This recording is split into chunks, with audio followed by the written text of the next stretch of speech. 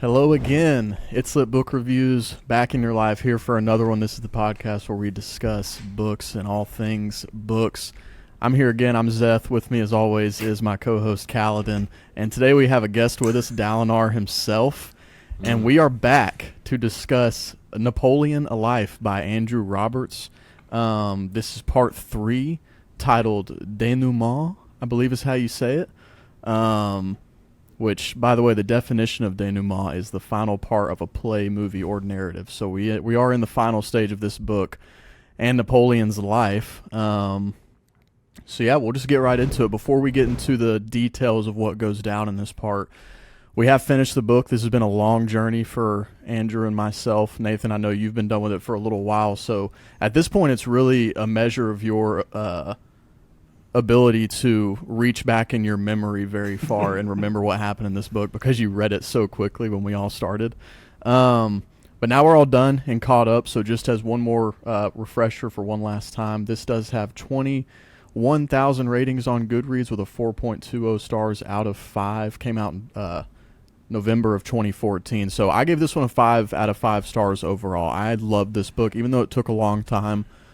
There was never a point where I was bored by this book, never a point where I just wanted things to go quicker, which can happen a lot in history. Things can get boring and a bit laborsome. I never really felt that way. I feel like Andrew Roberts is the first book I've read by him, but I feel like he's got to be, one of the top guys as far as just historical biographies I've read. It was entertaining through and through, very insightful, very well researched, obviously. So I give it a 5 out of 5 stars. What are y'all's thoughts just on the book overall now that we've finished it? Nathan, you go first.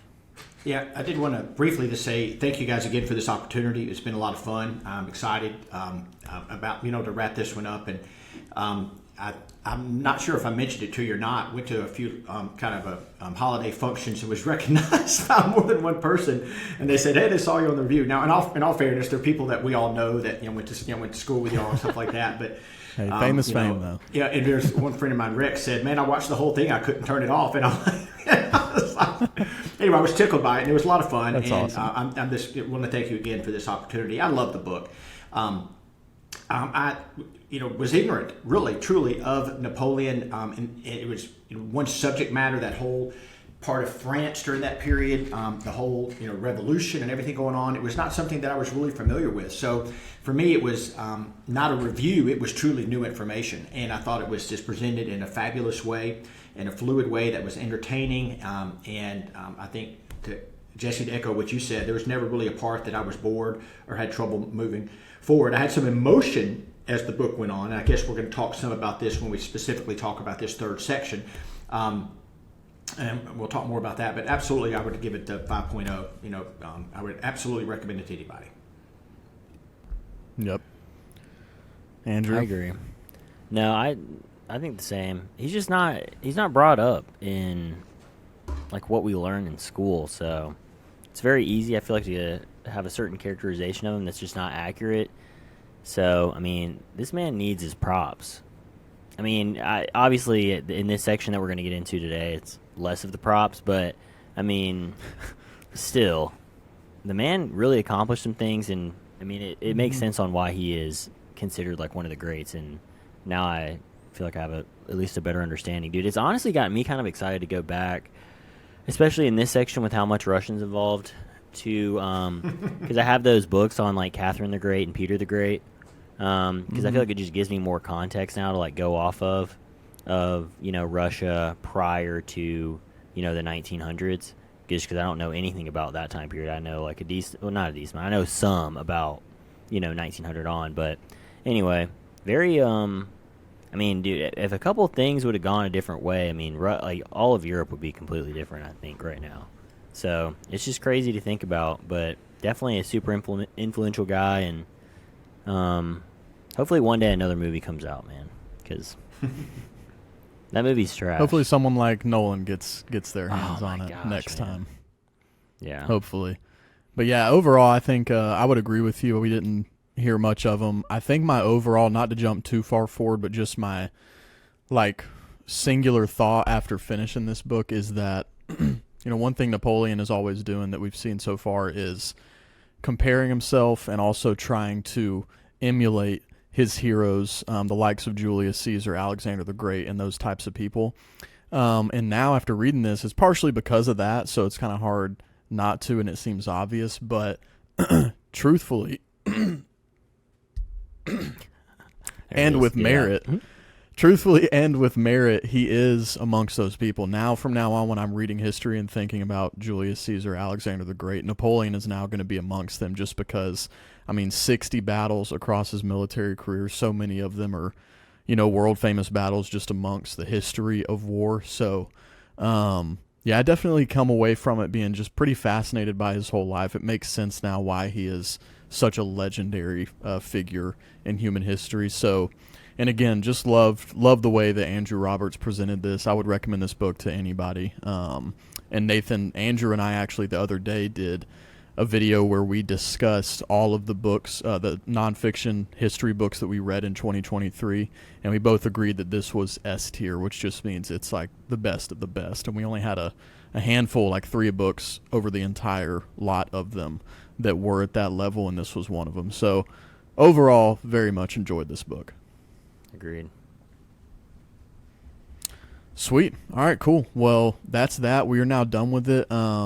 If you're here, hopefully you've seen the first 2 videos or heard the first 2 episodes. Part 1 goes over Rise, which obviously by the name is the rise of Napoleon to his power. Part 2 of the video is titled Mastery, covers from the coup where he takes over the French government all the way up to the end of the 5th Coalition War, right before he goes to Russia for the first time. And now we're in part 3. Now this part 3 is titled Denouement. Let me make sure one more time. Denouement. Yeah, that's how you say it right. And like I said, it's typically a word used for like the final part of a play or a movie or something like that. So fittingly, this is the final part of the biography on Napoleon. We left off with the end of the 5th Coalition War. So we're just going to jump right into it, start hitting the stuff that happens in this, what our thoughts were, how we liked reading it, so on and so forth. So, to start us right off in part 3 of Napoleon, in March 1811, Marie-Louise, who we remember he married to try to get an heir, divorced Josephine, gives birth to Napoleon Francois, I guess is how you say it, Joseph Charles, dubbed the King of Rome, whom Napoleon reportedly adored. Francois. All of Paris celebrated. Yeah, is it Francois? When you see the F-R-A... Is it Francois? Yeah. Francois? Well, it's not Francis because it's got the O in there, so I didn't know if it's Francois. Francois. Yeah. I would say Francois. I mean, there's no telling Francois. the number of French words but that I've it's French just called him Frank. This. The French called him Frank. Frank.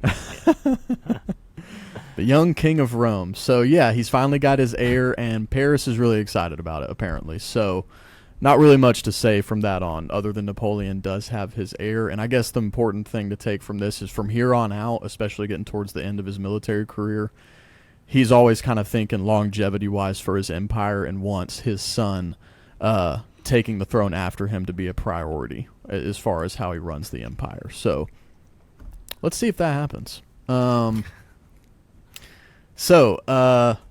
There, by the way, speaking of his son, these pictures they used to make in this era of time or whenever this painting or whatever was made, I mean, that child in this painting or whatever of Napoleon and his son and Josephine, or Marie-Louise, is terrifying. I mean, that looks like the face of a grown person on that baby in that picture, does it not? Yeah. So, his feet if look you're tiny, listening, bro. it's a creepy picture of a baby. Yeah. Big old head. His baby's got a ginormous head, and his feet are smaller than his baby's feet. I just noticed the feet. Oh, my goodness. Yeah. Oh, man, that's funny. So, some happiness in Napoleon's life there with his young son, the King of Rome, as he was dubbed. So, this next image is of Tsar Alexander I, who is Emperor of Russia at this time, who Napoleon had the Tilsit meetings with to try and have peace, all this kind of stuff, but we're not there anymore. Now Napoleon is looking at trying to invade Russia. So essentially what I've got here is, in hindsight, us looking back on it, going into Russia was just seems really predictable when you're reading about it in a history book that this was just not a good move. So to kind of stack up the things going against France and Napoleon as far as invading Russia, we have a great portion of the Grand Armée was still fighting in Spain, in the Iberian Peninsula. Fighting Spain in the Iberian Peninsula, I should say. Alexander was not honoring Tilsit, most egregiously to Napoleon. Russia was not confiscating all English products, and the Tsar had also reformed the structure of his army and exceptionally increased its size. Then, adding on to that, he makes further diplomatic alliances with Sweden after Napoleon's annexed Swedish territory. This is Alexander doing this. And also Turkey. So we are already starting off the bat. Napoleon is in a situation where Alexander is building up his army, and he's making alliances with people that Napoleon has essentially pissed off diplomatically or politically. All right, so then kind of just some extra things that happen in there that just make it even worse is the harvest in northern France is like essentially failed completely, making bread really scarce. And so there's all these riots happening in northern France because none of these people have bread and people are on the verge of starving. So that kind of just goes back to, you know, the economy in general having some problems. And we talked about the Code Napoleon in part 2, the civil code reforms he made. And, you know, the harvest wasn't necessarily because of that civil code reform, but because of some of that stuff and what's happening with this harvest, it just makes it's kind of a perfect storm for the economy to be in a bad place. And let's see. Yeah, so that's pretty much what's going on. Am I missing anything that you guys remember as far as why, before Napoleon invades Russia, why we know it's not a good idea? Anything else that sticks out to you other than the cold and the weather? Well, you know, the supply chain, right? You know, the further and further you Right. go and you get away from your home base, it's just it's exponential. You know how those problems increase just for the baggage train. You know, and it's no longer able to be quick and fluid, and you have to leave more and more troops behind to protect your flank and your rear. So you just get more and more stretched out. I think they talked about the train being miles. You know, as that army tried to move around, so he lost that one of his key battle strategies early on in his career was being fluid and being very quick, and that just right. I mean, even at the picture you just showed. Right. Yeah, and this is, to go right off of that. So right at the start, you can kind of see the issues he's going to have. So, and this again, going back to him wanting to kind of emulate the lives of his heroes, such as Julius Caesar. We remember when Caesar crossed the Rubicon to go take over Rome. That was a big moment in history. You have a similar one happening here in this picture, is depicting the Grand Armée crossing over the Niemen into Russia. So he takes an army of approximately 615,000 people across this river. I mean, 600. I mean, that's just ridiculous. And this is in June 1812, and this is the beginning of the Russian campaign. And what's crazy about this is it's remembered as, you know, this is, again, we're in Denouement. We're in the final stage. We are now. We've already seen the zenith of Napoleon's power. We are now on the downslope. And it seems so easy to look back on in history as to how he was wrong. But Napoleon thought this was going to take a few weeks at most. He thought he was going to take 615,000 men into Russia, and he'd be back in a few weeks. That's what he told Marie-Louise before he left. So yeah, this image is kind of just crazy to give it a little bit of scale, and it's still not even enough. But just to picture over 500,000 soldiers crossing a river into Russia, and this is the biggest land invasion in human history up to this point. I think I remember the book talking about just the amount of food needed just for the horses. Was insane. Right. Because I think that's another thing that happened where they couldn't feed their horses. I mean, they ended up living off of them to a certain extent, but right.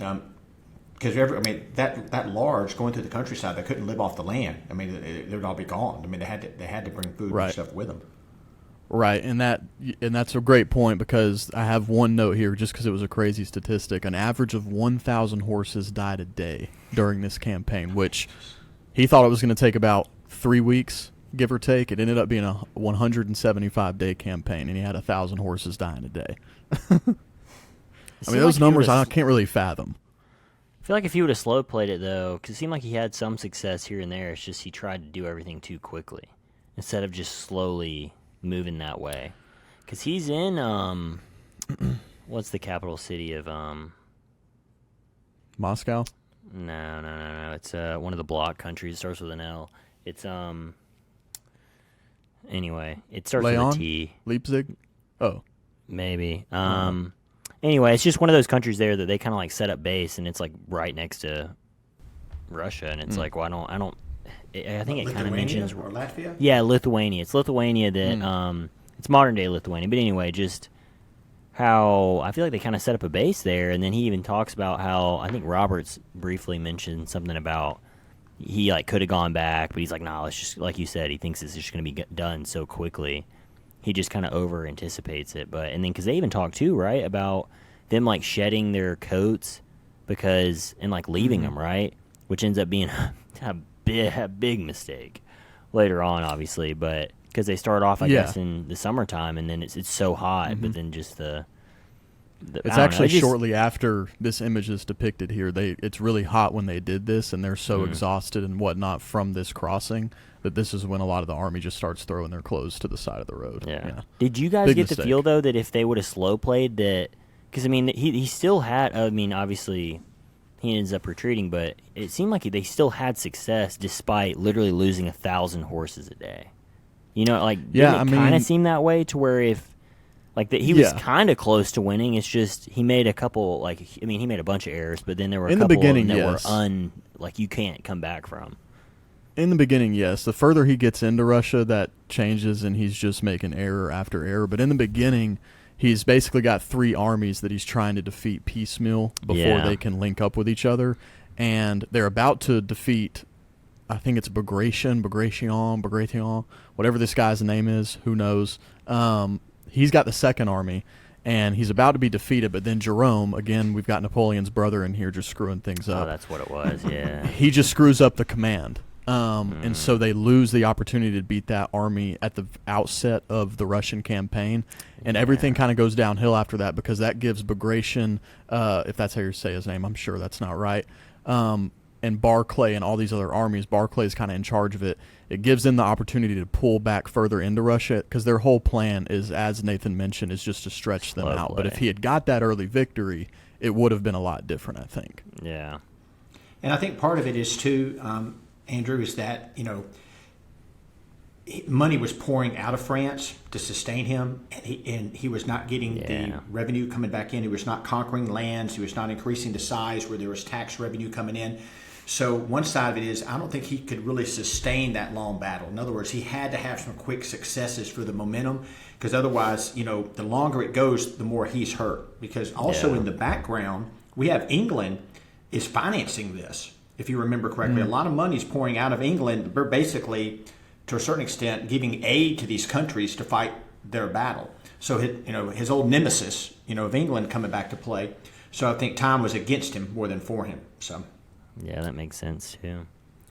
Right, and then you have a couple other factors that come into play. The typhus fever, huge outbreaks of typhus fever. That's just, and again, Nathan, I know you've seen this a lot, and Andrew and I over the last however long, whenever we read history and get into these kind of areas of history where there's wars like this and campaigns like this, there's always this undercurrent of like a third, maybe even half, maybe even 3/4, 2/3, whatever it may be, of the losses that are happening in these battles and over these whole campaigns are due to disease and sickness, to typhus fever, to dysentery, all these different things you constantly see. And I think going to Africa, it's malaria, yellow fever. Yeah, exactly. It's the cold. I mean, it's all these things that are non-fighting related. All things that technically in today's day and age can all be prevented either by cleanliness or like a rounded diet or just a coat. Like, Right. I mean, it is crazy they're dying from stuff that you can not die from. You can prevent yourself from dying from.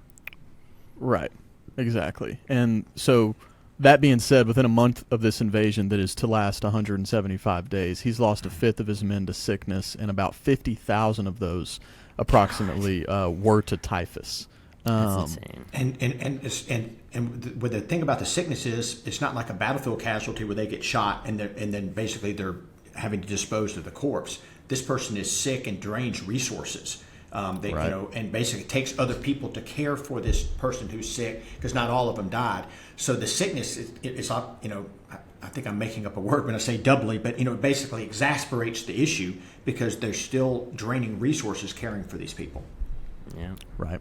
That's a very good point. And then again, just to go back to the supply lines, those resources are already being stretched thin. So on top of people getting sick, even the people that are remaining healthy, they're exhausted. They're carrying the weight of people dying every day and having to be taken care of. The supply lines are thin, so there's ration shortages and that kind of thing. So just starting off, and it hadn't even got cold yet. It's hot. They're complaining about the heat in their journals right now, which was was that a shock to you guys? I did not know. You always hear like the moniker, the saying of, Napoleon taught us you never invade Russia in the winter, that kind of thing. You always hear references to that, but I've never heard about the extreme heat killing people, but it did during this campaign. I didn't know that. That was new to me. Yeah. It seemed like he got unlucky, too, with it being so hot and then so cold, like within a short span, or somewhat short a span. Right. I know that probably comes more later on, like when we're talking about leaving Moscow, when he talks about how, I guess. Anyway, we'll keep going. I'll bring it back up then. No, yeah, for sure. So just a couple other things that are just going against Napoleon before this Russian campaign even gets started in earnest is there is evidence to suggest that Roberts talks about that Napoleon's kind of being given false reports by a lot of his lieutenants and other commanding officers as to the numbers and wellness of his army. So Roberts makes a point to say that this seems like kind of a turning point in like a change in culture in Napoleon's armies where he's just being given false information because people are either too scared to tell him the truth or they've just learned that because you got to think he's got this huge army of 615,000. He by no means can see even close to every person to see to every person's well-being. So he is relying on the word of these people around him, and supposedly during this campaign and from the stuff that Roberts points out, it seems like he was just being given false information. And again, as this goes on, it does seem like most of the problems he faces are due to errors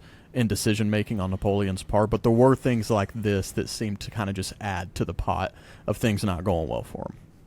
Yeah, and I think part of that too is his age and his physical condition. He could not ride as well, he was not nearly as mobile, he was not as youthful of a leader. So, I'm sure, staying comfortable in the niceties of being the man, as far as in comfort. And so he basically had to rely more and more on other people.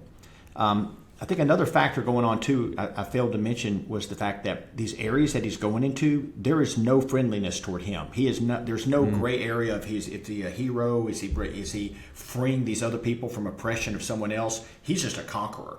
Everywhere he goes, there's hostility. So there's. Right. I think when we was going through Italy, especially early on, people were thrilled to know that they were under France rather than Austria and such like that, where he's not experiencing anything like that now. I think even Roberts mentioned some of the people fighting for him that are maybe Polish and like from these other countries that he's conquered, that also, he's not getting that same bow down respect, even though they're fighting technically in his army. I think that's a little later on too. When it gets Roberts worse, does say that. He says you essentially have guys that truly do not care one way or the other. If Napoleon's emperor of France, if Alexander's emperor of Russia, they do not care, and they don't care about this campaign. Is the phrase that he pressed them, or is it pressed them into service? Basically, when you force them into the military, I think that's the term. Right. Yeah, and I think that's when they say French effectives, referring to like numbers in a battle, French effective means they're either French or they're just fighting for the French. I started noticing that word get used more in this campaign in the book than in others because this campaign has so many different people from different like nations and such. So that's going into Russia. So essentially what's happening, like we just said, is after they don't defeat that second army under Bagration, they keep going further into the Russian interior, and essentially everywhere they go, there's maybe a little scuffle with the rear guard of the people they're chasing, but for the most part, they take villages or towns or whatever the place is, whatever structures, without much of a fight because the Russians are abandoning these places and just going further into the interior. And at this point, pretty much everybody other than Napoleon and the one guy Murat want to continue pursuing further in, and most of the lieutenants and such at this point are suggesting against it. And so Roberts makes a point, but I'd be curious to see if y'all kind of think the same thing. Is it just pure ego, hubris that Napoleon thinks against the advice of all of his counselors that he can keep stretching his lines thin and just chasing this ginormous army into Russia? Is it just ego at this point? Is that all there really is to it, you think? I think so. I'm thinking the other part of it is he was looking for that decisive battle, and that his opposition was not giving it to him. You know, he was looking for that big battle where it can be decisive and he can rout the other team, and they just were refusing to allow that to happen. And use the word the skirmishes that were going on. But yeah, it's clearly to me, it was, so much of this was about him, he just had my goodness, he was drunk on success for so many years. And I think early on I mentioned where this third part had some emotional side of it, because I was cheering for him as as he was successful, and then really it was just kind of sad to see him just the same tactics that he used effectively against other armies was being used against him, and it just seemed to be bad news upon more bad news upon more bad news. It almost seems like, too, when you stretch, it seemed like he had more of a grip on things, where he was, I mean, like you said, Jesse, 615,000, you have to delegate people. So it seems like he's having to delegate more and more people, and he's not as in charge as maybe he was before. And then also, if he is relying on people to give him information and they're giving him false information, that combined with, like Nathan, what you said, where he's drunk on wanting to get that decisive win, like he maybe thinks it's more obtainable than it really is, maybe because of false information and because of this sense of, like, this lack of touch that he's always had, like, with his men, of, like, walking around, which I'm sure he's still doing some of that, but it's easier to do that with 25,000 men than it is with 615,000, where you're just walking around saying, hey, good job, good job, good job. You can't even feasibly walk around and see everybody, like you said. So it seems like he almost grew too big, and especially, like, we're already seeing some of his guys like that. Well, part of it's also on him because he's electing people that shouldn't be there, but, like his brother. But, he's having to rely on these people that, because at this point, too, some of his big key guys have been killed, right? Or have left him. Like, we talked about that last time, right? So some of these guys that he really relied on aren't there. It makes you wonder if some of those guys are still there. Yeah, a lot of them lost their lives. Yeah. Mm-hmm. So it reminds me of, like, almost like a Nick Saban-esque thing where, or like a Belichick tree where you have all these great coaches and then they leave. And then all of a sudden you're like, wait, we're not as strong as we used to be. And that's what it feels like. It feels like maybe Napoleon, maybe he didn't develop those guys, but, he had a strong core. And that's why, obviously, he had a lot of success. And now it's, we've grown big because of that core. But now a lot of that, like, those secondary big pieces are not there anymore. So, and I you're think stepping that, out on shallow ground. Yeah, and I think that heavily contributes to why his ego is able to make the decisions now, because back in the day, I think he's always been a guy with a bit of an ego that he has to keep in check, otherwise it'll get the better of him. But he used to have guys that he trusted more and had come up with and just were able to actually speak to him and him listen, to the point where he's at now. He doesn't care what anybody has to say, so the ego's kind of just running things. So, yeah, I think that's a really good point, too, is that he's not got a lot of people who are close enough to him to make a difference anymore. And I also think, too, that, who was watching his back in Paris? In other words, he was still leading this country, and he was not even there in the capital. So, I'm sure the backstabbing that was happening, my goodness, I just cannot, the supply chain alone is just what's so mind-boggling about this, just to keep them moving day to day. You know what Ridley Scott would say the factor is that led to this demise? Josephine. Josephine's not in the picture anymore, One has to wonder. That's what happened, He divorces Josephine, and now his luck's running out. Come on, man. One does have to wonder. So that takes us into the biggest, as of yet, battle of this campaign, and that is in Borodino. So what we've got here to lay the field is we're in September of 1812. We're just 65 miles outside of Moscow, and Napoleon's outnumbered both in numbers of men and in guns, and he's facing the Russians. This is the bloodiest single day in the history of warfare until the First Battle of the Marne over a century later, which makes what this battle ends up really being even crazier. At the height of the battle, the French had taken Borodino and another village, and several marshals begged Napoleon to commit the Imperial Guard to smash the Russian lines, but he refused, and the initiative was lost, and again the Russians retreat. And so though he won this battlefield technically and lost a lot less men than the Russians, to just hit your point on the head again here, Nathan, he did not achieve the decisive victory that he needed in order to return home. So essentially he has this big battle, and this picture that I've now got pulled up is, I don't know how accurate this is. I don't remember him specifically saying that he fell asleep in a chair while everybody else around him worked. But it is kind of an interesting picture, but it's essentially him overlooking Borodino as it's going down. It's a cool picture. Yeah, it is. But yeah, a really bloody battle, but again, and this is where the errors start coming up. It's one of the more confounding things in this campaign is he will not commit his Imperial Guard, which are like his elite, his elite squad of however many guys that he's always got in his detachment of soldiers. He won't commit them, and they're supposed to be, this is like what they're for, is to go make the decisive moves in a battle. And he just doesn't do it. All of his guys are kind of confounded and frustrated with him, but he just doesn't do it. So this is, to me, like the big error, like aside from going to Russia in general, again, we've already kind of discussed there may have been more possibility for success, but then we have the Jerome issue with the second army that he's facing, and now we have Napoleon and Borodino not, committing this Imperial Guard. So Borodino goes down. But we do get, with the Battle of Borodino, and that Roberts points out, we do get another look at just his character. So the day after the battle, Napoleon's reviewing the battlefield, and his horse accidentally walks on this Russian soldier that's dying. He's wounded and dying on the field. And a bystander, one of the guys with Napoleon, said that Napoleon reacted by lavishing the attentions of humanity on this unfortunate creature. And when an officer said he's only a Russian, Napoleon snapped back, after a victory, there are no enemies, only men. And, it's one of those things where you're like, did this guy know he was doing this for posterity? Because that is kind of a really good quote. But if not, it does, again, kind of give you maybe not just Napoleon, but the mind of the times when it came to military stuff where, look, when the battle's over, there is no, there's no sneak attacks. There's no, we're not killing anybody, with a firing squad after, even though he has done that in his career. In this moment, he makes it seem like that's not how we do things. So I thought that was an interesting little tidbit from Roberts right there after Borodino.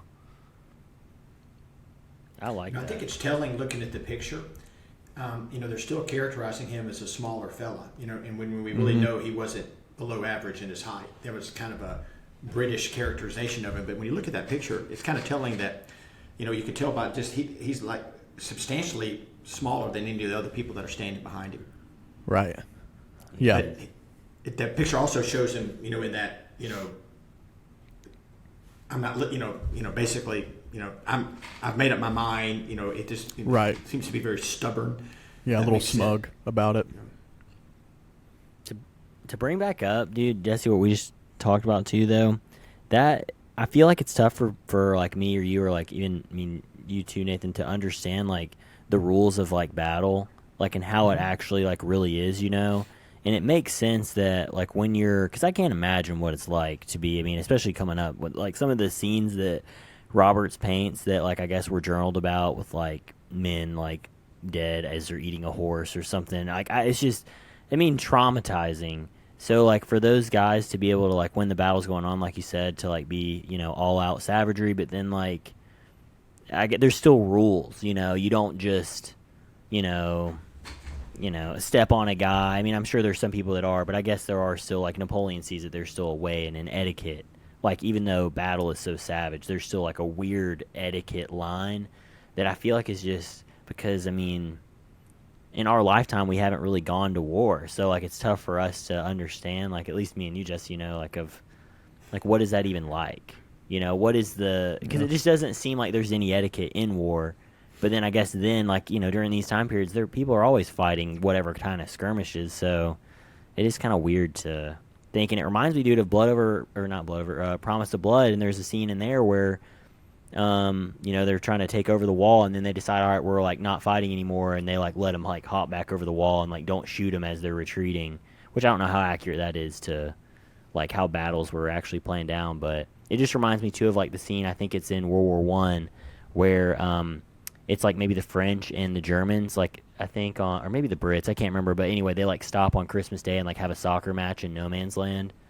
Like those kinds of stories where like at the end of the day people are still just humans, even though they're in the middle of just tragic times. I don't know, it just makes me think about that. You know, Andrew, along those lines, this is in my mind the last period where there was that honor code amongst the officers. If you remember, like, for example, you know, rather than keep you as a prisoner, we're going to let you go back, but you have to own your honor that you're not going to fight anymore. And you know, that you're going to have to go back and refuse to take part in the in battle. And I just can't imagine it happening much after this, you know, that type of thing. Right.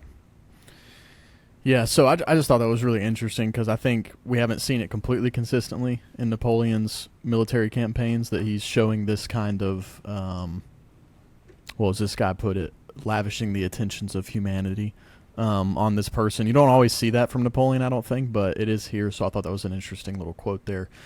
So going from Borodino, now Napoleon heads to Moscow. So he gets there, and more of the same goes down. The Russians are not there. They've abandoned even their city of Moscow, which I kind of got the vibe, for lack of a better word, that Napoleon did not think that this would be the case. He didn't think they'd abandon Moscow as well. He thought if they were going to stand and fight anywhere, surely it would be Moscow. But when he arrives, there's only 15,000 people there. 250,000 lived there. Only 15,000 stayed. And Napoleon took it without a fight, essentially. However, some of the Russians had set their homes on fire. Fires break out and destroyed or ruined 6,500 of the 9,000 major buildings in the city. So well over half of Moscow is burnt to the ground. And, I mean, you kind of hear about these things. I don't know where else this has happened in history, but you hear of similar things. But it's really crazy knowing the context and the people involved. This entire group of people that lived in this city, 250,000 people, decided to go. Now, not all of them decided to burn down half the city. It was actually some of the nobility, I believe, that actually were the ones that mainly did this. But almost 250,000 people abandoned their city, and then a handful of them decide, we'd rather burn this to the ground, destroy all the possible resources that they could use, as they've been doing this entire time. They're going to do it to Moscow as well, one of their favored cities. I just thought that was wild. They said, I'd rather it be gone than our enemy have it. And it's just, that is a warlike mentality, to echo your point, Andrew, that we just could not understand. I couldn't imagine it would take a lot for me to burn my stuff just so someone couldn't have it. It would take a lot. Well, I mean, Napoleon and his men are literally killing arsonists to save a city that's not theirs, which is like just weirdly paradoxical of them like hunting down people that are destroying a city that, you know, it's wild. Because otherwise they could have wintered there. They literally could have quartered and I think that the term is scorched earth. You know, maybe they just weren't leaving anything available for them whatsoever to live off of. Right. Tecumseh really took a play out of Russia's book. He used that one out of the Russian playbook for sure. So essentially, I don't have a ton of like notes, but it's kind of all inferred. The city being more than halfway burnt to the ground obviously takes away a lot of resources. The entire way to Moscow, every place that the French have taken over has been abandoned by the Russians, and a similar thing has happened. They've either taken or disposed of anything that the French could use as resources, rations, or whatever it may be. So when they get to Moscow and then half of it burns to the ground and their supply lines are already stretched thin, they essentially, there's nothing Napoleon can do. He has to turn around and retreat. Are there any other factors I'm leaving out, or is there any other domino effect? Don't they chill a bit? This is what I was going to say, is they chill a bit because I guess Napoleon had researched, like the one thing you can't knock Napoleon is the man does like read a lot, and especially in this little blip, and I know they're kind of like little blips and like small details of him like just reading like, you know, 6 volumes of some dude's whatever, and it's like, when did he have time to do that? I mean, that probably took a long time, but anyway. But it's him talking about, like, him researching what the weather is normally like during this time period and how, I guess he waited a little too long, but when you look at the history, it really wasn't a bad play for him to wait that long, because normally at that time it doesn't get as bad as it gets. And so it's just one of those super unlucky Like, just it happens Well, to and be I one of think- the coldest winters of like all time, like way early. I think it was somewhere. I think it was somewhere between that, because his men, a lot of his lieutenants and like advisors wanted to leave way sooner than he Yeah. did. So I do think there's truth to that, but I do think some of the men were also getting to the point where they were of the mind of, we're not doing anything here. We're not getting any, less exhausted or getting more food. So the sooner Yeah. we leave, the better. But Napoleon, it does seem that Napoleon was at least somewhat accurate in thinking he had more time, even Because so. he thought like he could get to, because again they're trying to get to Lithuania, right? And he thinks he can do it in like X amount of days, and then obviously it ends up taking him like way longer because there's a ton of factors. And so he's like, oh no, we got time. Because where are they waiting? There was like a factor, right? Of why there was something going on where he thought he was waiting for information or something, right? Or Well, he's got a couple of armies besieged and not Okay. able to get to him at this point, if I remember correctly. Nathan, you can Yeah. check me on that if you remember, but I'm pretty sure that's happening at this point, where not all of his army. That may actually be in the next when he's going into the Confederation of I the thought Rhine he and was Saxony. like waiting for information. But from, either like, way, St. he Petersburg or did- something. Well, he was reaching that out what to it was? Alexander at the time. He was That's still what he sending thought out maybe he would overtures to him. surrender or something, or I don't know. Yeah, But okay. the way history paints it, at least in this book, and Nathan, tell Yeah. me your thoughts on this. It did not seem like Napoleon should have had a reason to think that Alexander was all of a sudden going to change his mind. Yeah. Not at all. And part of it is really he got to Moscow, but he didn't gain anything by getting there. He didn't defeat Right. the Russian army. They just gave him the land. So it's just kind of like, well, we're here. He still doesn't really. There's no resources. He's not conquered anything for the benefit of France. All he's done is he's just a long way away from home. And Right. so to a certain extent, he won, but he didn't really. I mean, he may have. I think you used it earlier. He may have won the battle, but didn't win the war. Yeah. Right. I mean, So basically, that's they're essentially- conquerors over a burnt town. It is crazy to think that he chilled, Right. like that he spent a night in the Kremlin, though. Like it's just so weird to think like that. Well, he said don't in a know. letter at one point, he said, I am sleeping in either the room or maybe even the bed that the emperor was in just 2 days ago, and I'm sure he didn't think that I would be sleeping here tonight. He essentially says something like that. And that has to boost your ego too. Like just to go back to like your guys' points. I mean, even though you haven't had much success, I mean that is a crazy. I mean, because there's no way Napoleon thought that was going to happen either. He was going to be in the Kremlin, just like MTV Cribs in the Kremlin, just doing whatever he wants is like insane. Yep. That is. They're just doing it for the likes. So when he finally does make the decision that they got to leave, it's in about mid-October 1812, and he wants to get to Smolensk to spend the winter there. And then on the way there, I don't know if he didn't expect this or it definitely ended up being worse than he expected, but the Russians are not going to make this retreat on him easy. So then occurs, and I mean, good Lord, I've not seen many longer words in my life, but the Battle of Malo-Yaroslavets takes place during the retreat from Moscow, in which the Russians yet again withdraw. And this kind of just proves to Napoleon that the Russians are going to bitterly contest this retreat. And then keep in mind, all of the French have thrown away all their winter clothes, and this is when it's starting to get really bad. That decision's really starting to hurt them. But at this point, Napoleon has to decide which route to take. And without going into a lot of detail, essentially Napoleon picks the worst route. He had some good reason to think that there were benefits to this route, but in the hindsight of history, this is the worst route he could have taken at the time that he did. So that just makes things a lot worse. They have to go a little bit further and get into a little bit colder territory on the brink of winter. And this guy named Ségur, I think he's one of the French lieutenants or something. But something that history remembers him saying at this point in time is, this is where our great empire began to crumble to the ground. And at this battle with the really long name during the retreat, just to rub salt in the wound, the Russians erected a plaque on the battlefield stating, "End of offensive, start of ruin, and rout of enemy." And I think it's And that interesting you hurts. use the word retreat rather than withdrawal. I'm sure Napoleon was thinking this is a strategic withdrawal to a more defendable position where we can winter. But history looks at it as a retreat from Moscow. Yeah. Yes, and that's a very good point to make. He most definitely saw it as a tactical withdrawal. Mm-hmm. This is honestly one of the most memorable parts of the book. This like walk back, just because of how tragic. The walk it of is. shame. Well, I mean, it's just that, but I mean, just of death. Because I think they even talk about how I guess there were maybe some people that were captured, and it was like they actually had a higher like survival rate or something. It was like some weird stat that Roberts had of like.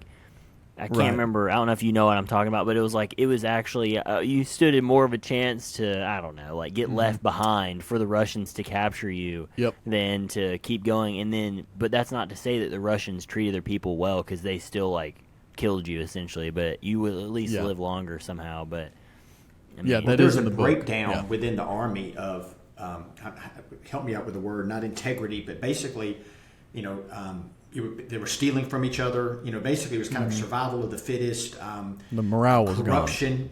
You know, it was not the discipline. That's the word I'm looking for. There was no discipline in this army as it withdrew. Yeah, I mean they're dropping like flies at this point. I mean, it's bad. I mean, it was bad before, dude. Yeah, leaving the wounded. And that's what this image depicts. Like, I mean, people are just dying in the snow, and the way he depicted it was someone would fall down in front of a person and they would just get walked right over. I mean, you wouldn't even scoot to the side for a dude that fell down flat on his face in front of you. You would just keep walking, because Lord knows you don't have the energy to move to the left or to the right and go around this guy. Like, it's just, I mean, it's horrible. And so, yeah, all army morale and organization completely breaks down. They're exhausted, famished, freezing. And when they're on the way back, this was just a crazy... Yeah, this is wild. This is crazy, man. When they're on the way back, they're going through the battlefield of Borodino. They find a French soldier with broken legs. He's been living off herbs, roots, and provisions found on dead soldiers and has been sleeping in the bellies of eviscerated horses. That ain't it. I mean, take me out, dude. Yeah, I would much rather have died in battle. That sounds absolutely terrible. God, man. Different and time. again, this is just it's a different time. Like, this would be bad to happen if this happened to me today. I got left in the snow in Russia with broken legs and I had to try to survive this way. It would be bad and I would just end up dying. But at least I would know that at some point there's a possibility that I can get life flighted out of here. That's not happening for the French after the Battle of Borodino. They're not getting life flighted. They're stuck. No. And that sucks. I mean, what is it, a 4-month walk? I mean, look. Yeah. Yeah, that's best case scenario. Like, yeah. I mean, yeah. I mean, it's something ridiculous. Walking to Dallas or something, you know, walking to Texas. Right. No GPS, no hand warmers that you can shake up and break and put in your hoodie pocket. You don't even have a hoodie. I mean, you threw your hoodie out 3 months ago. They were talking about, too, it got so cold that they're, like, breathing, and it's, like, icicle. I mean, it's just, it was talking about the temperatures, and I'm like, man, I get upset now, and it's, like, 42. Mm-hmm. Like, I'm walking out to my car, and I'm like, ooh. And I'm like, oh, man, this ain't it. I got to move further south. Exactly. And I think we have to draw the correlation to Germany, and this is exactly what the German army faced. I mean, they got to the outskirts of Moscow, and they started too late. They underestimated the winter. They didn't have the right clothes. It was just freaky how Germany duplicated the same issue. Yep. Yeah, that is crazy. So it's right around this time. He's not out of Russia yet, but it's right around this time that Napoleon gets word from a messenger that there is an attempted coup in Paris. It all started and ended in the dark of night, and it was thwarted, but this is an implication that leaves Napoleon deeply concerned. He's all the way in Russia on the most ineffective campaign that he's ever had in his career, and then he finds out that someone tried to take his place back in France. So at this point, now this might be, this is just another wild occurrence, but he and his armies, Napoleon and his armies, are fighting a bunch of more desperate battles. There's all these little skirmishes, all these different engagements that are happening while they're trying to get back to France. And eventually they have to retreat across the Berezina, which is a river depicted in this image right here. And as you can see, it looks like complete chaos. This whole part of Napoleon's life is nothing but chaos. 144,000 Russians were moving in around 40,000 French effectives. And, to just go ahead and set the scene, 144 to 40 and then just put 1,000 on the end of it. I mean, all odds are against them at this point. This has to be. I feel like this part of Napoleon's career is kind of shrouded in the fact that this whole campaign is a failure. But this was a miracle, what happens next. So they, in a miracle of deliverance, as Roberts puts it, this engineer named Elbe, which I believe is the same one that did the rivers in part 2 when they had to get those pontoons to get off of that little island they were stuck on. He creates bridges to cross the river while other contingents of the army are battling and distracting the Russians to keep them from discovering what they're doing. And in late November, they cross. So it's hard when you're reading history. Sometimes you read a part like this, and it's hard to imagine in your head the time that goes into this. But this took like weeks for them to make this. Yeah. So their armies just kind of stretched and peppered kind of all across the land, trying to keep the Russians away from this area where they're trying to cross. And these engineers are getting in freezing cold water and trying to build bridges. No chance, dude. No shot. It's their Dunkirk. Yeah. I can't So just imagine. another example of a horrible situation for everybody. Can you imagine you're barely surviving day by day, and then they're like, "Hey, you're getting in this water, and you're holding these like this piece of wood while I build something around." I mean, no, it's just chance, out dude. of. I mean, I'm sure there were a select few that obviously this job, like the engineers team, but just imagine there's 40,000 of you, and you're one of the 39 that has to hop in the freezing cold river and build a bridge. I mean. Those guys, I mean, we should know their names. You know what I mean? I mean, that is a heroic effort, and they got 40,000 people across this river to get back into France. So they talk about. I mean, this could have been a lot worse. They destroy the bridges, and like not everyone gets across, right? Because then again, like the Russians kind of realize what they're doing, and so then some people just kind of get left on the other side. I mean. There are a few, but most of them do get across. Ney's the last one to cross, the Niemen. I guess in Berezina, yes, there are some that end up getting left. But by the time they are actually crossing the Niemen again, they make sure everybody gets across. But yeah, people definitely died when they were crossing Berezina because they do. Some of the Russians do realize what's going on. So get this: we talked about when he went into Russia, he had 615,000. By the time he goes back to Paris to retake control, he has lost 524,000 men, about 100 of those captured, and it is December 1812. A wild way to think about this is, Jesse, have you ever been to Georgia's football stadium? Yeah. So it holds about 100,000 people. So 5 of those stadiums are the amount of people that did not make it back. What's crazy, though, is that 6 of those stadiums, I mean, walked out there. And to Nathan's point, I think earlier, I think Robert says it was like a 60-mile stretch of their military, which is insane. But I mean, 5 stadiums not making it back is a lot, dude. And then you have the camp followers. You have the whole city that kind of goes behind the military. You know what I'm saying? Right. So there's 100,000 other, like a moving village, right, that goes behind them. For all their vices and stuff like that. But yeah, it's just, and then all the wounded too. Think of the people that are coming there without legs, without arms, It's crazy. And it was not a hero's welcome. It's crazy to think that the world's population continues to rise over time, because I mean when you're especially having this after many you people just dying, delete 500,000. Yeah, that's what I'm saying. That's a lot back then, dude. I mean it's a lot now, but it was even more then. So I guess that's probably why it just exponentially gets higher after imperialism kind of chills, because there's just less and less life being lost. Dude, I love it when imperialism chills. So okay, before we get into the next thing, so you get back over the Niemen. Just imagine, now we've read the book, so we know what happens, but I'd be curious just to play this little game. So entertain me, if you will. If you're Napoleon, you get back over the Niemen, and you've got less than 100,000 of the guys that you crossed with, which, by the way, he left before a lot of them. So either way, when you get back to France and you've lost 500,000 people, what are you doing? What are you doing next? Killing myself, honestly. Dude, because he also saw a bunch of his really close friends die in this, right? Like it was like more of his like actual friends. Now I know not like maybe advisors, right? But it was like people that had been with him actual- from the beginning. Yeah.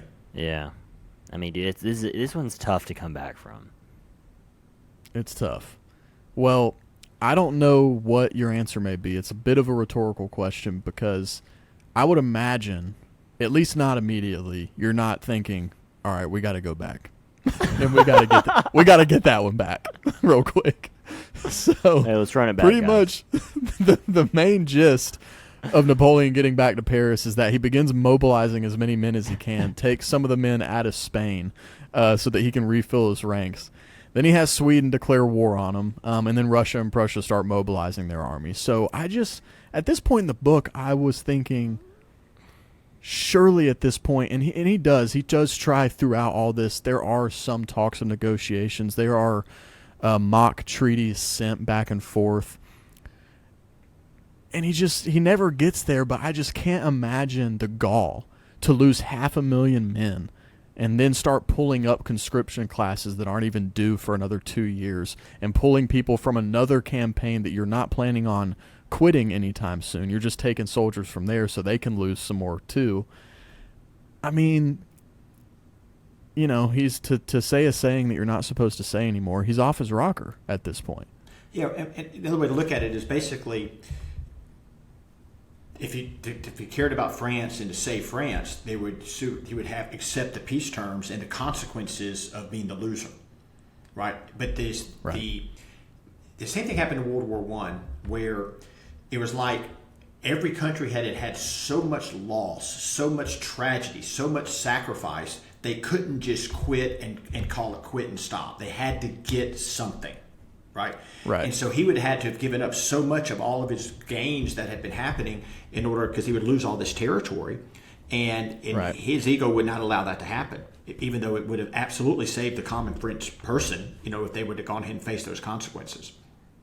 So. Right. So that being said, this man heads straight back into war. I mean, it's insane. French campaign starts in 100,000 that makes it back, and they're like, "Hey, dude, we're going back." Hey, dude, you're what we call a veteran now, and you're going back.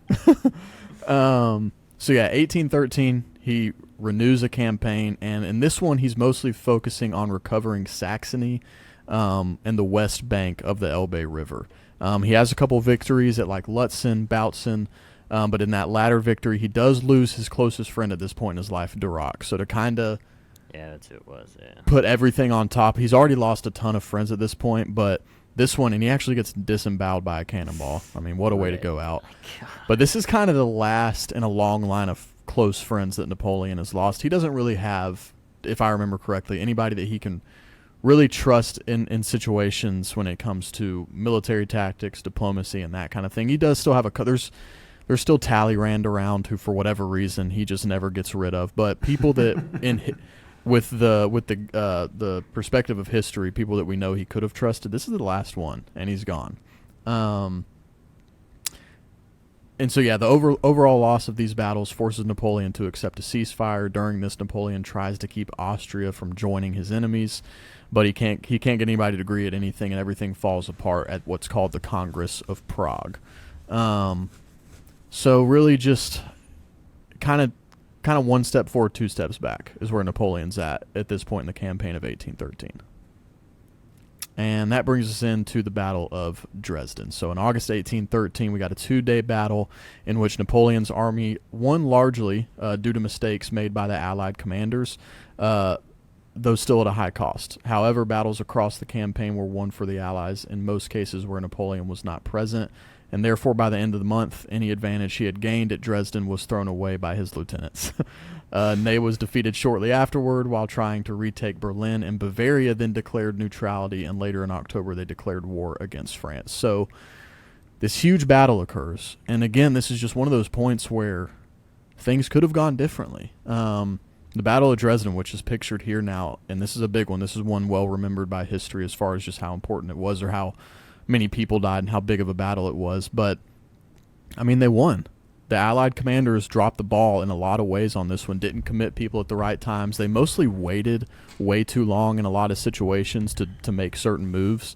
And so Napoleon wins, but then less than a month goes by, and his lieutenants have kind of fouled everything up. So it really doesn't even matter. So just another, again, like I said, 1 step forward, 2 steps back. Was this one of the ones, too, where he, like, has no cavalry, too? So he, like, can't really finish the job when people are retreating because he has, like, no horses? Yep. Which is a crazy thing to think about of, like, how important the cavalry... I guess, I don't know. I've never, like, really thought about why it's so important. But then it's like, yeah, when they're on the retreat, that's how you make everybody surrender because you can catch up to them.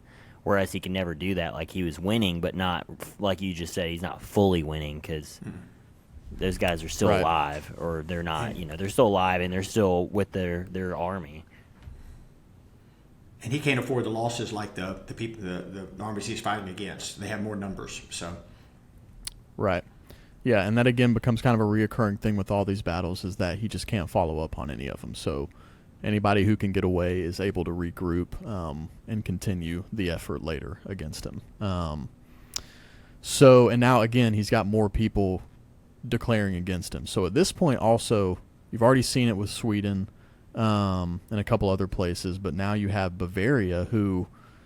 You know, you don't get a ton of information from inside Bavaria in this book, but you kind of get the sense that this is one of the... I mean, this is, I believe if I remember correctly, maybe not 10 years, but 7, 8 years in the making of a diplomatic relationship that Napoleon has had with Bavaria. But at this point, even the people that have maybe not been by his side by choice, but been by his side nonetheless, really start pulling away and do not want to support him anymore. It kind of seems like a lot of the world is seeing the vulnerability of Napoleon at this point, and everybody kind of wants to take him down. At least that's the vibe that I got, the gist of it.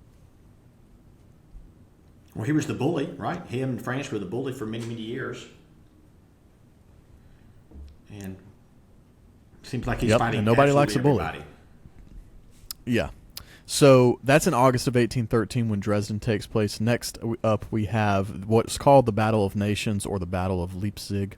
This one's a 3-day battle. So Dresden was 2. This one's 3 days. Takes place a couple months after Dresden in October 1813.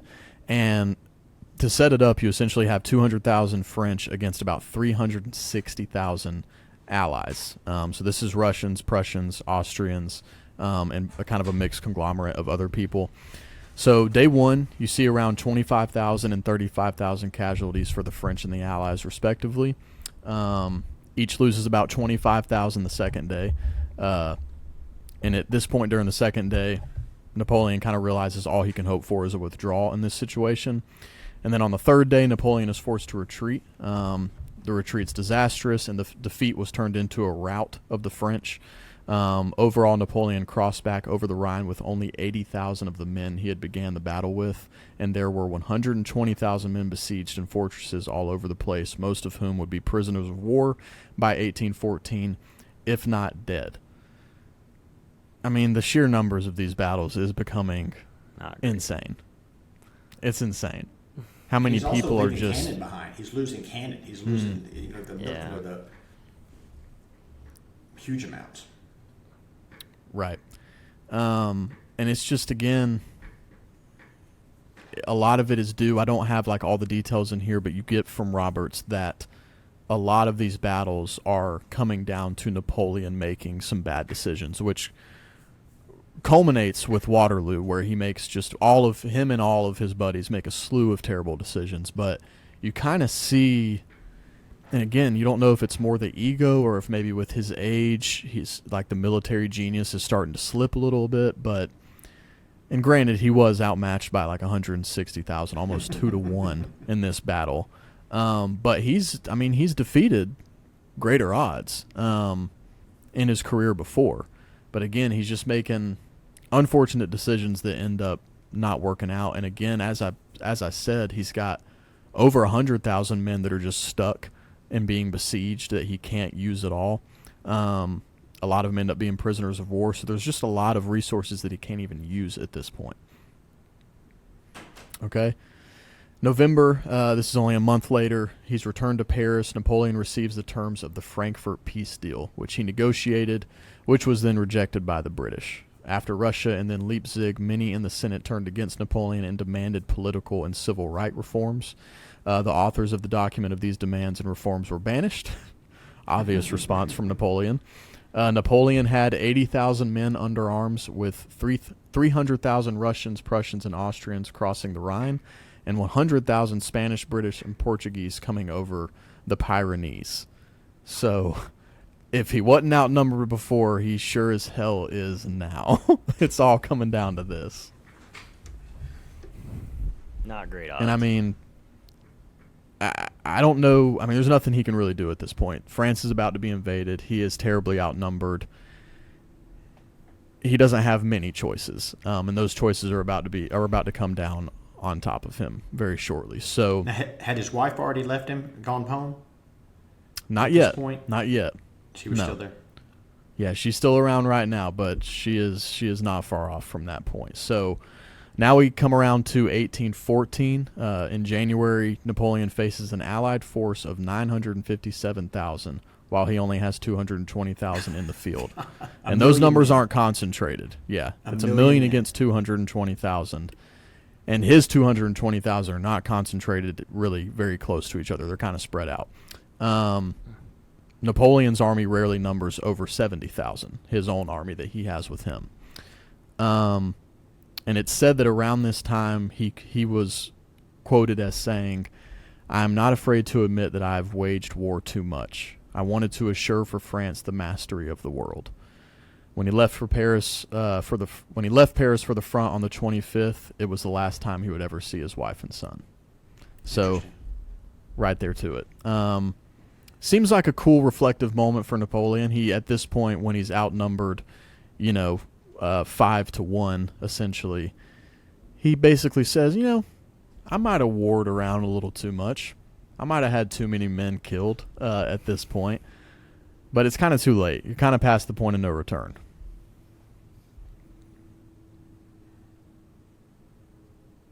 So, 1814 campaign, that's where we're at now. Napoleon rejects further negotiations from the Allies that insisted France go back to its 1791 borders, including none of Belgium. The campaign quickly became desperate for the French as Napoleon's army dwindled down to 24,000 around the time of Talleyrand's betrayal. So Talleyrand, we've mentioned several times in these videos. I don't know what Napoleon was doing, still letting this guy have absolutely any power. He should have been exiled a long time ago as far as Napoleon's terms are concerned. But he ends up betraying Napoleon by essentially informing the Tsar of Josephine's inadequate, Joseph's inadequate defensive preparations of Paris. Napoleon also becomes concerned that his brother's supposed advances on the Empress. All across France, cities are falling to the Allies, many of them without a fight. And this is where what you just mentioned comes up, Nathan. Marie-Louise and the Imperial convoy left Paris on March 29th, and Joseph left the next day once the invasion commenced and the fighting started. So essentially, the Allies are wanting things that Napoleon can't give. A lot of cities are falling to the invasion, and then his brother, who he left to take care of Paris, just leaves right when the invasion starts. So France doesn't put up much of a fight,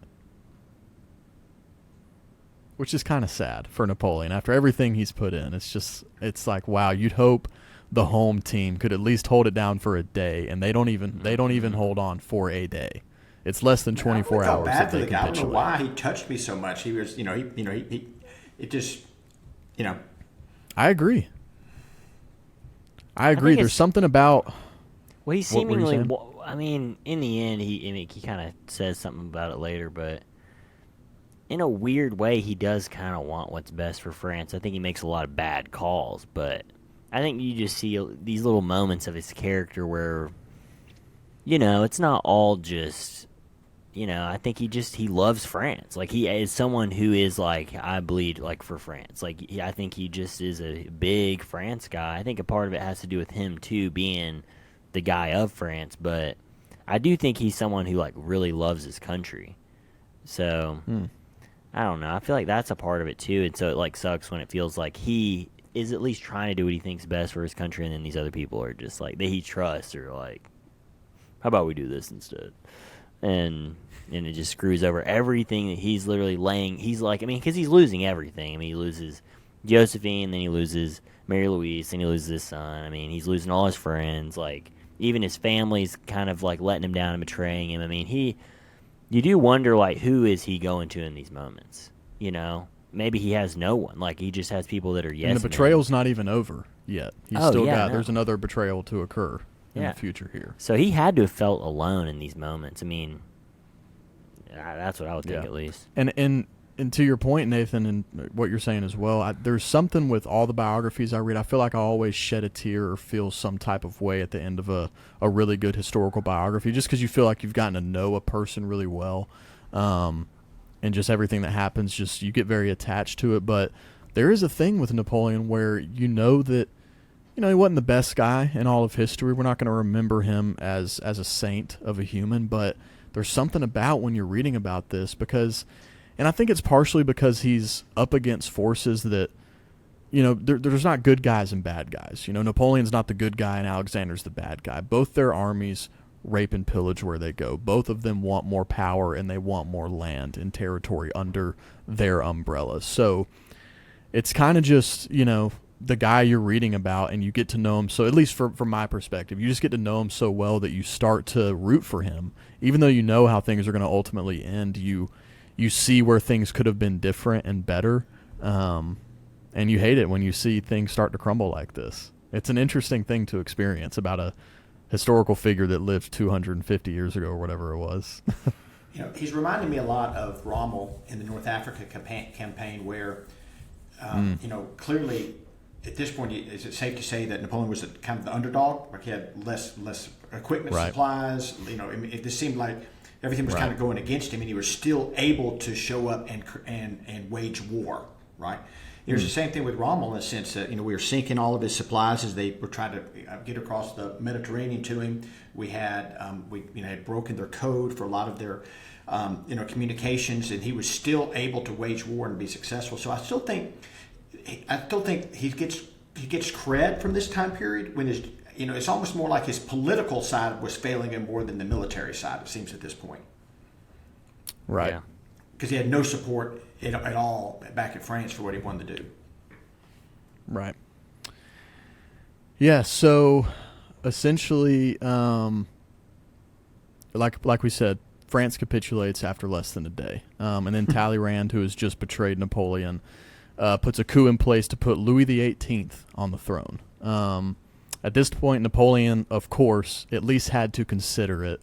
He is thinking about marching on Paris and just trying for one last go of it. I mean, this dude has 20,000 people with him against hundreds of thousands, and he's thinking, I mean, we know Paris pretty well.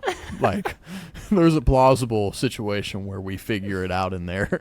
But his lieutenants, they were against it. They could see no possible way for them to win, which is a point Roberts makes very clear.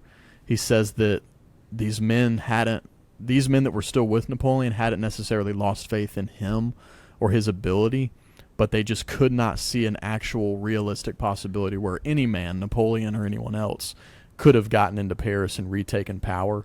And then Marmont just goes and walks his whole army right into Paris and surrenders them to Alexander, which Napoleon considers a betrayal for the rest of his life. He always talks about how that was a huge factor of this end of this campaign, but really it wasn't. I mean, it definitely was the final blow, but I don't think anyone really thinks Napoleon had much of a chance at this point regardless. But he does see that as a betrayal, so Marmont walks his portion of the army into the Allied camp to capitulate.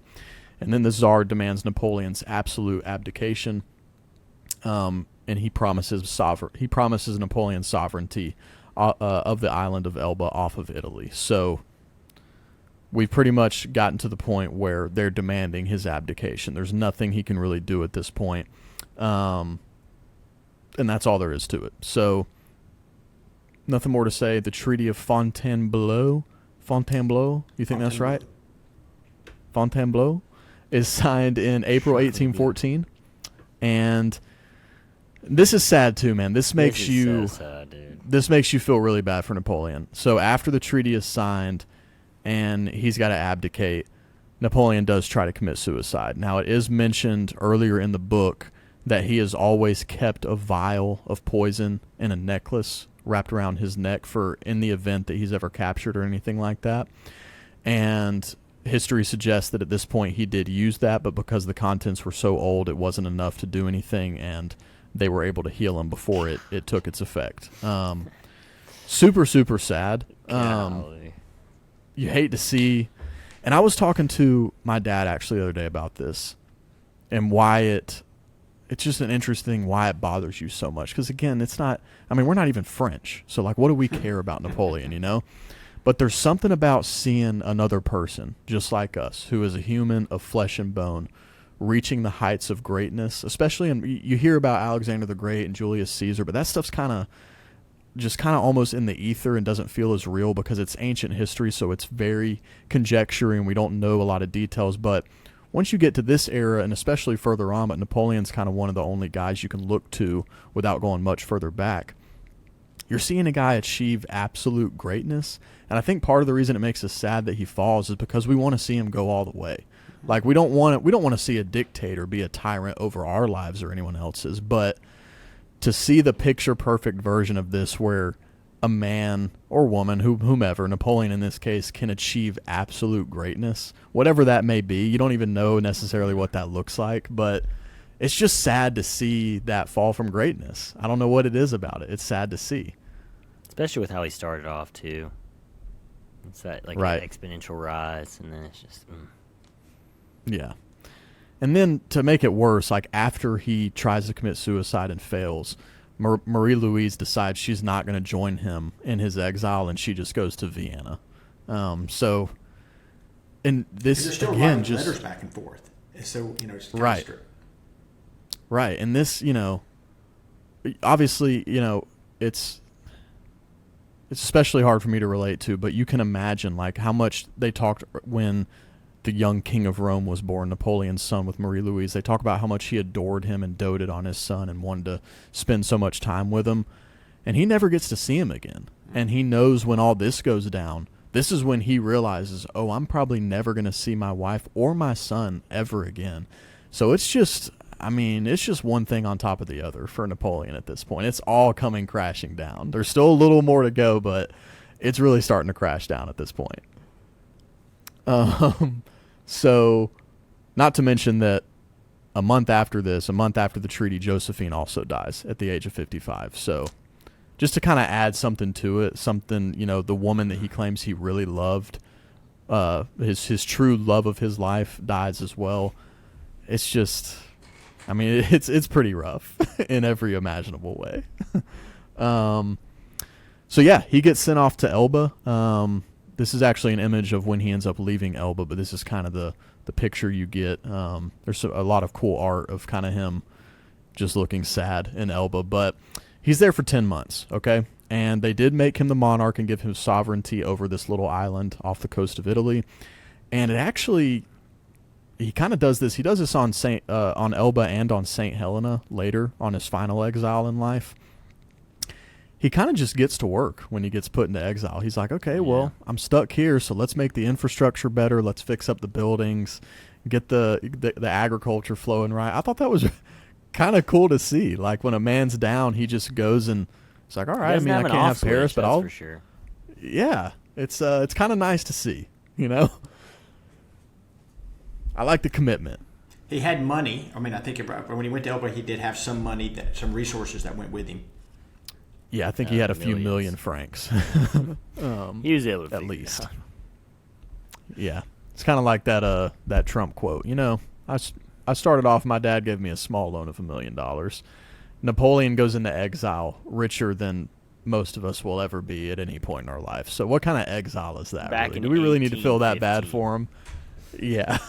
What's $2 million in 1815 looking like? This is like sending Jeff Bezos to Fiji and it's just saying, stay there. You can't have anything over here, but you can have this island and all your money, and we'll still ship you stuff if you need it. It's just kind of like, wow, this is great. So 10 months on Elba, and that's not where he dies. So lo and behold, he's going to be leaving.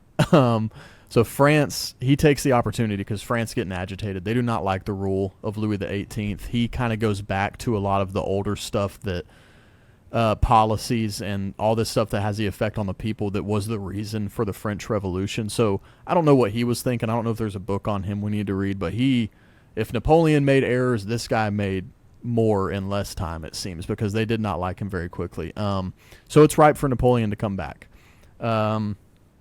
Is there anything you had to add to that? I saw you shaking your head, Nathan. Do you remember anything specifically? I know it was like a lot of stuff that had an effect on the economy, but do you remember anything else specifically that Louis the 18th was doing that made the French angry so specifically? Well, I mean, it was giving power back to the gentry, right? You know, all these people that lost their land and lost their influence, they were invited back in, like, hey, we're back in control. Plus, you know, they were I don't know what the reparations were for France, like what money was owed to I don't know, had to give up land. I don't know how much money they had to give to the victors, but you know, to a certain extent, it really didn't stand a chance, really, when you think about it, because here is, you know, France is beaten down. They've lost all of this money, all this debt to try to sustain these campaigns. Then they ended up losing the war, and so they're just left with nothing, you know. And so, I mean, all of their youth has been killed, and and going into battle. So it's a really tough situation where. There's just really no way. I don't think they could have done anything that would have worked out well at that point.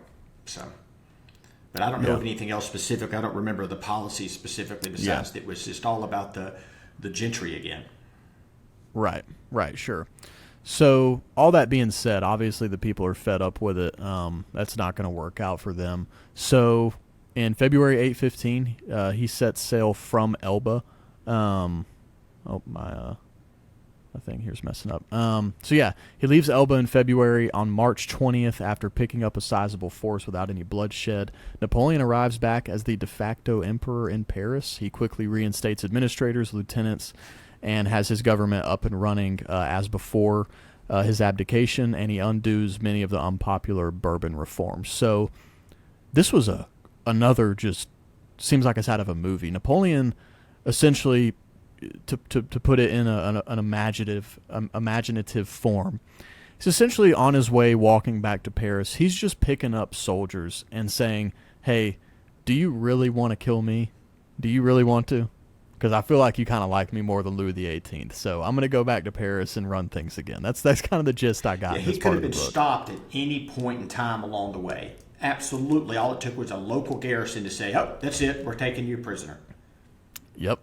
There's a really cool moment in the movie, and I think Roberts talks about it too. You can see like where they got it from, but where I guess like maybe some like French militia is like kind of blocking the way, and then he just walks up and like kind of just starts talking with them, and you know they're like, all right, yeah, actually I think we're back with. Are we back? Like, I think the boys are back. Like, that's like the vibe you get, and in the movie, it's a very cool depiction. But if I'm not mistaken, I mean, isn't the military kind of disrespected by the Bourbons? Like, they're not really given much like credibility and like power and like resources, I don't think. So I mean, no, they're disenfranchised. They have nothing. Yeah. Which is such a bad call. I mean, I know it's hindsight's 2020, but like, I mean, they really did. They really just let Napoleon run it back. Like, I mean, and they put him in a so very similar position. Do it almost. Yeah, he's in a similar position as he was when he originally, does his coup. To where, and I think, Nathan, you mentioned this in our first video when that occurs, is that he's got the army in his back pocket. They love him. They will do what he says. And he walks right back into that situation. That's a really good point, Andrew. The Bourbons do not help themselves by disenfranchising the army. They make it very easy for him to come back. And he's also able to tap into that honor that you were soldiers, you were Frenchmen. And right. He was able to tap back into the honor because at this point they're kind of defending France. Saying it's rather than just trying to get them to go conquer 1,000 miles away another nation. It's just basically you guys. I'm asking you once again to be the heroes and save France. They have this. Right. Yeah. Honor is the word I'm looking for. Yeah, it's very cool. It felt like a movie scene. And if it had ended better for Napoleon, it would have been even cooler. But it is still cool. So that leads us to the very famous Battle of Waterloo. So in May 1815, the allies of the 7th Coalition declare war on France. Seventh Coalition. Good old prime number to end things off. On the first day of this Waterloo campaign, June 16th, the French defeated the Prussians. But Napoleon, again, did not send a force to pursue the retreat until late the next day. On the 18th, the Battle of Waterloo commences. And Napoleon and his marshals underperformed as never before. Napoleon made costly errors leading up to the battle, mostly in not engaging sooner. He began the day with an advantage over Wellington's army, but this advantage was lost when the Prussian armies arrived later in the day. Further errors are made by Napoleon and others, underperformance of different arms, particularly the artillery, and the tactical prowess of Wellington and the Allies brought victory to the 7th Coalition. Approximately 30,000 French were killed or wounded, to the Allies 24,000. So this is kind of the culmination of everything. Napoleon didn't go into it really with the best odds to win, but he did not help himself. He made some similar errors that we've already seen with not committing people on time. And then the entire day, the 17th, Roberts talks about how Napoleon's kind of just walking around, just talking to people, acting very nonchalant, like they're not in the middle of a military campaign. And he gives up the majority of a whole day and doesn't take advantage of trying to pursue anybody.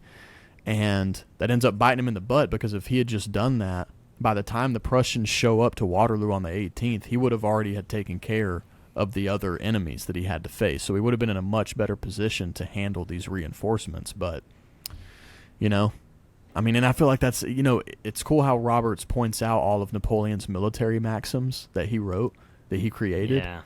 And every time Napoleon loses a battle, there are points where Roberts can point out and said, this is where he broke his own military maxim. Absolutely. And he lost this battle. Like, for example, don't divide your army. Exactly. Exactly. You don't divide your army. Well, he divided his army. Right. So that's Did it. he ever stand anything a else on chance at Waterloo? winning Waterloo? I'm sorry, I talked over you. I'm sorry. No, that's a great question. Realistically, could he have won the day? I feel like I can't say even from reading this, just because it's so skewed with the mistakes he made. It's hard for me, because I just don't, I like reading about military campaigns, but I feel like I'm still kind of a novice in this area, where it's really hard for me to tell from that bird's eye view that you get in history books about battles and campaigns. It's really hard for me to tell really, truly. I'm just kind of believing what the author says as far as why someone won or why someone lost, because it's hard for me to really tell at the end of the day. So my initial thought is no. Like, I don't know if he had a chance to win this. He went in outnumbered, but maybe he did. I feel like I've heard a lot of things about Waterloo, how before I read this book, how it could have been a turning point in history either way, where Napoleon could very likely have won it if things had gone differently. What do you think, you guys?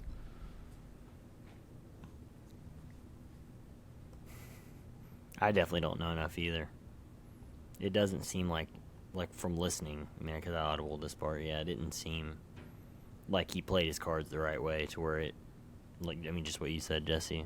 It didn't seem like the roll of the dice was ever going to really add up here. He was playing with fire, and these odds weren't great, but it would have been a cool comeback story, especially with, being in Elba and whatnot.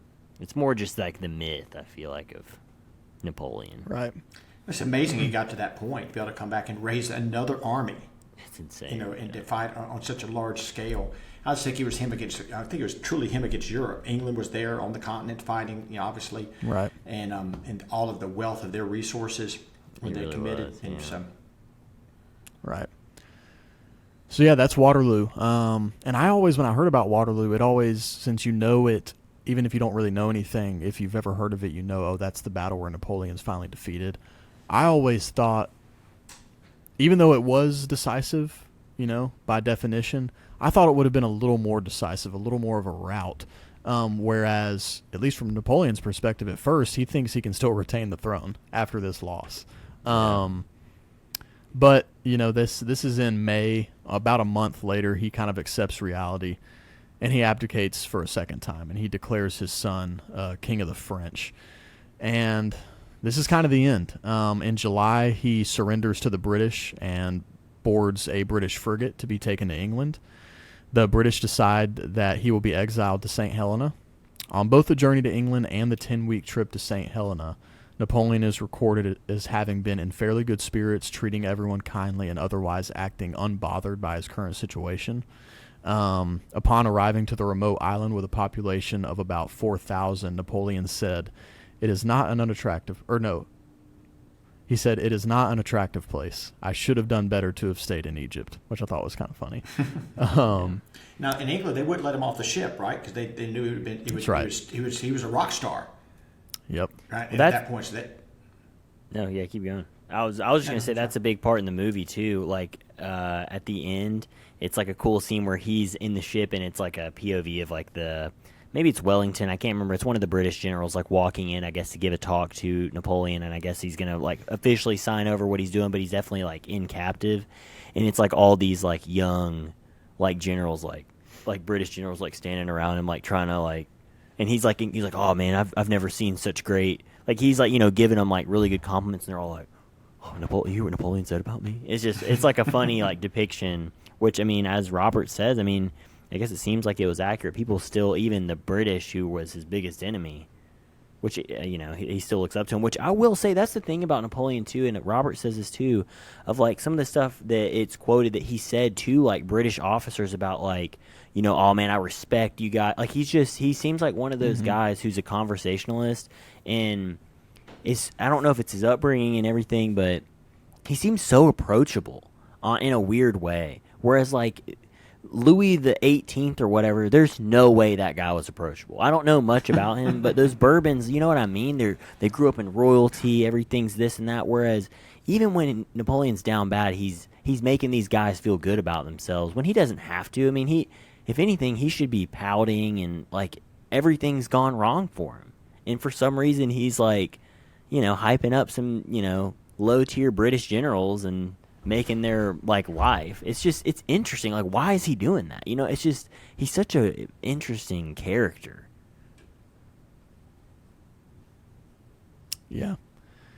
Yep, very interesting character, and this interesting character is careening towards the end here. So he's on this remote island. The population's only about 4,000. Again, he says it's an unattractive place, but he ends up making a little home out of it. So he's going to spend the last 5.5 years on St. Helena, and in that time he dictates his memoirs, detailing his 60 battles and his reign of power. His health starts deteriorating about 4 years before his death. You know, at this point, even when he arrives, he's already not in great shape and doesn't look great to a lot of the people who had seen him prior to that, especially in his younger years. But about 4 years before his death, he really starts getting worse, and then about 2 years before his death is where the stomach cancer that would eventually kill him like fully takes hold and really starts making his life, putting him in a debilitating position, I should say. And then he dies May 1821 at the age of 51. Napoleon Bonaparte, the former French emperor, dies. I did again think it was really cool that, you know, on St. Helena there's governors that are essentially in charge and have to make sure that, you know, nothing's happening essentially. And I imagine it doesn't say this in the book, but I imagine if you get the job of being the governor of St. Helena to keep an eye on Napoleon, you probably did something wrong, and the powers that be don't want you around, so they just send you essentially on your own exile to keep an eye on a 50-year-old Napoleon that's not going anywhere. Although there were at times people who did try to talk him into maybe considering taking power again, but it seems like on St. Helena, Napoleon never even considered it. He kind of just makes his life there. He tries to read some when he can, makes a couple of friends, that kind of thing, and just kind of lives out his final years on St. Helena in exile. And this is the image I have here would seem to depict right when he gets dropped off. Kind of looking sad, and I'm sure he was, but you know, for everything that happened, his spirits could have been worse than they seem to have been in his final years on St. Helena. And that's the end, guys. That's the end of the life of Napoleon Bonaparte.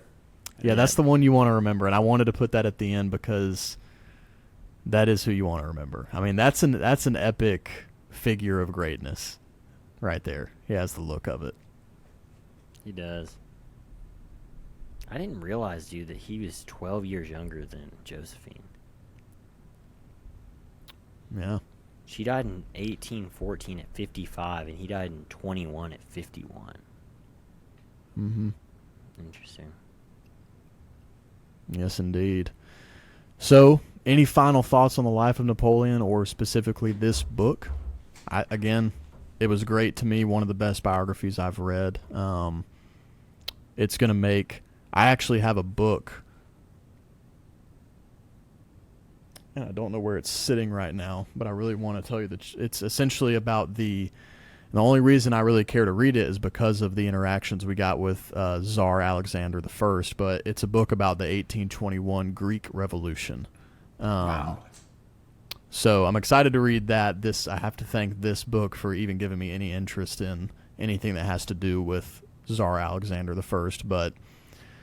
yeah, this book was great, man. I loved it. How would you compare it to the likes of John Adams by David McCullough and those types of things, Nathan? Well, it's not. Thank you for that question. The difference is we know all the other characters around John Adams, where I didn't know all these other characters around Napoleon.